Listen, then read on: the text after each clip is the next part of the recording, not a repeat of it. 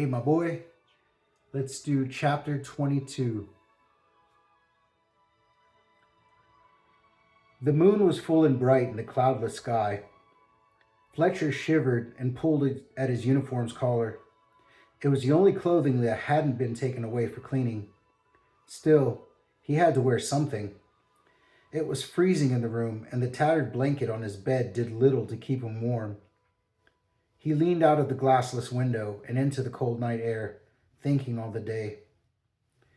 The elf had remained in her room, which had suited Fletcher just fine. The rest of the group had been cheerful during lunch and dinner, eager for tomorrow and what wonders it would bring. Fletcher found that he enjoyed the company of others, although the tension between Atlas and Othello left a strained undertone to the otherwise cheerful evening. He was particularly drawn to Seraph, whose clear charisma and knack for storytelling had everyone hanging on to his every word. Rory's happy-go-lucky attitude had also endeared him to Fletcher, and although her efforts at salvaging his uniform had not been in vain, he had found Genevieve to be a kind person with a dry sense of humor. It was strange to know that they would all be risking their lives in the hot jungles of the South in just a few years. Although Fletcher tried to avoid thinking about it, the others were eager for battle. Genevieve was the only one who did not openly flaunt her wish to fight, although she spoke of the orcs with a dark fury that spoke of tragic experience. Fletcher knew he would go to sleep, yet he felt too exhilarated to do so. Even the usually lazy Ignatius had caught his mood, playfully chasing his tail in the darkness of the room. Fletcher held out his candle for Ignatius to light, then went out into the common room. As he entered, he saw a fading light in the stairwell, with the sound of hasty footsteps echoing below. "Come on, Ignatius. Looks like we aren't the only ones who can't sleep," Fletcher said. If it was going to be a restless night, he might as well have some company. The corridors were eerie at night, the chilled drafts of air whistling through the arrow slits that peppered the outside of the castle. Fletcher's candle flame flickered with each gust, until he had to cup it with one hand to keep it from going out. "I could do with one of those flying lights right now, don't you think, Ignatius?" he whispered. The shadows shifted unnaturally as he moved down the corridor, the dark slits of every suit of armor staring at him as he walked past. It seemed odd that whoever was ahead was moving so quickly, their pace closer to a jog than a midnight stroll. Fletcher hurried to keep up, his curiosity getting the better of him.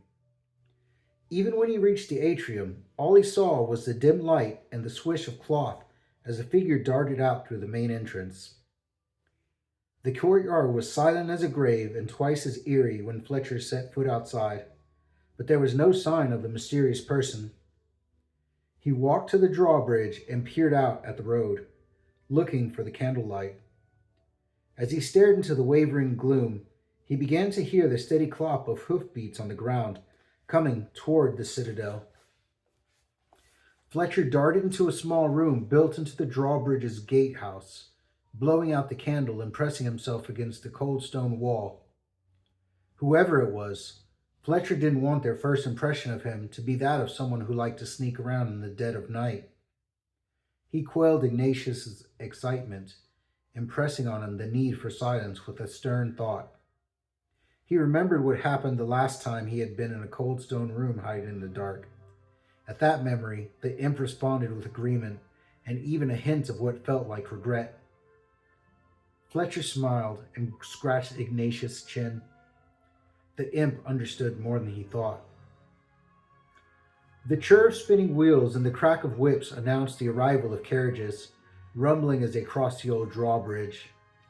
Fletcher peered through a crevice in the stone of the room, hugging at his arms to his chest for warmth. Was it the nobles? Perhaps one of the teachers was arriving early. There were two carriages, both ornately decorated with golden trimming and lit by crackling torches.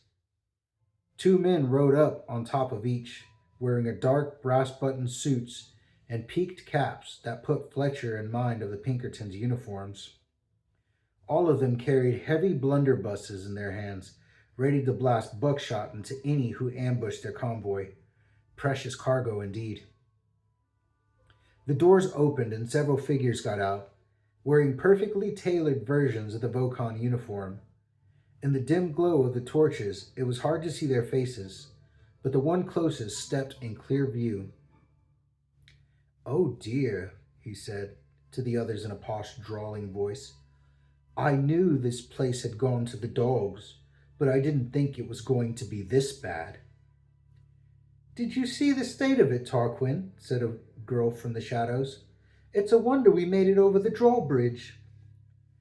Tarquin was a handsome boy with chiseled cheekbones and angelic blonde hair that fell in curls down to the nape of his neck. Yet his blue-gray eyes seemed to Fletcher as hard and cruel as any he had seen before. "This is what happens when you let the riffraff in," Tarquin stated with a contemptuous sneer. "Standards are slipping. I'm sure even father was here. This place was twice what it is now." "Still, at least commoners can be given the commissions we don't want," the girl said, out of Fletcher's sight. "Yes, well, that is the silver lining," Tarquin said in a bored-sounding voice. "The commoners can have the criminals, and if, heaven forbid, they allow dwarves to serve as officers, then they can command the half-men too. Keep everyone in their rightful place. That's the way to do it." A girl stepped out of the gloom and stood beside him, squinting at the tall citadel in front of them. She could have been Tarquin's twin, with razor-sharp cheekbones and cherubic hair curled in delicate blonde ringlets. "This is a disgrace. How can every noble child in Hominum be forced to live here for 2 years?" she asked out loud, tucking an errant strand behind her ear. "Dear sister, this is why we are here.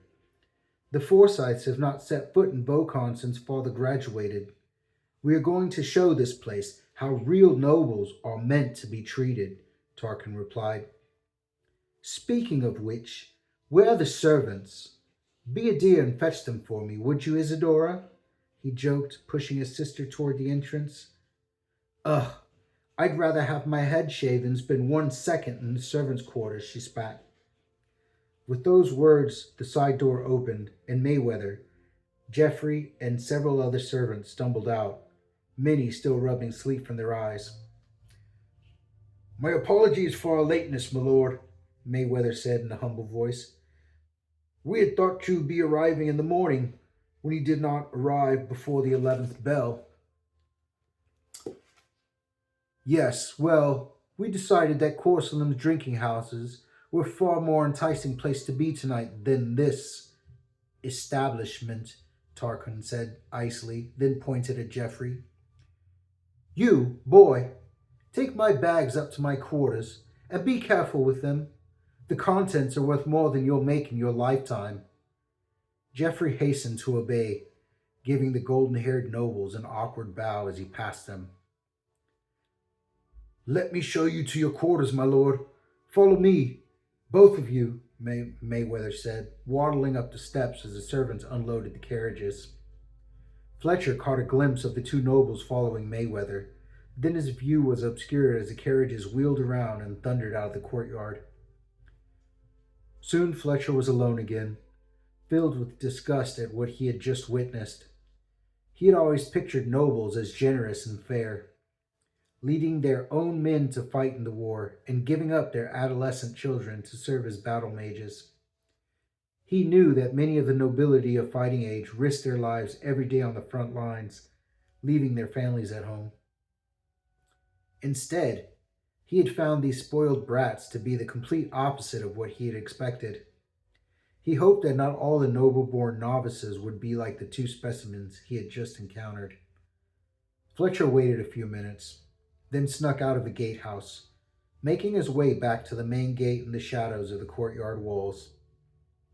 Just before he stepped into the moonlight, he heard a creak from the drawbridge behind him. He spun round to see a figure just before it vanished out of sight, running down the road, a figure with long red hair.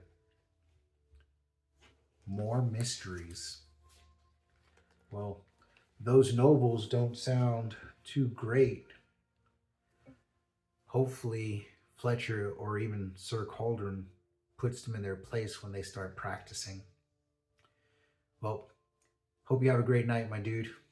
I'll see you next time. I love you.